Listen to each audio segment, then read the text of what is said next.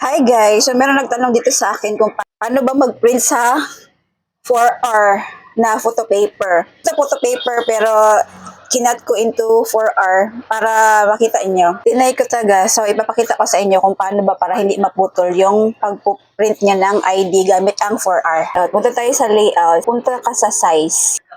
Merong option dyan na 4x6. Make sure naka 4x6 siya, guys, ha. Then, yung orientation niya naka-landscape para malagay talaga yung ID picture na ipiprint mo. Punuin talaga natin siya.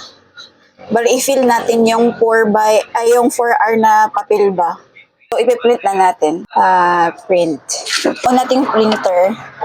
So, ipakita ko sa inyo, guys, dahil sa option niya.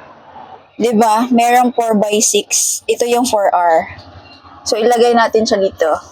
Lagay na natin tong ito, 4x6 na papel. Bali patayo siya, guys, ha. Ayan, patayo siya kasi ganun naman talaga. Kahit naka-landscape pa yung nasa doorway, pa-portrait or pa-landscape, patayo mo talaga siya, ilalagay yung papel.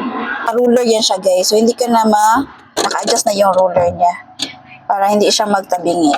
So, okay na yung papel natin. So, try natin na i-print na yung natin tong mga ID picture na ginawa natin. At ipakita ko sa inyo ang result. So, antayin lang natin.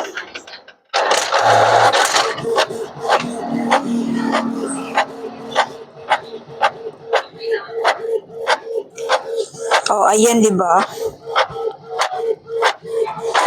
Oh, kita niyo naman yan. Oh, hindi siya putol. So, hindi yan masasayang yung mga photo paper niyo dyan na 4R. Oh, di ba? So, ganyan lang, guys. I hope I answer your question. Thank you.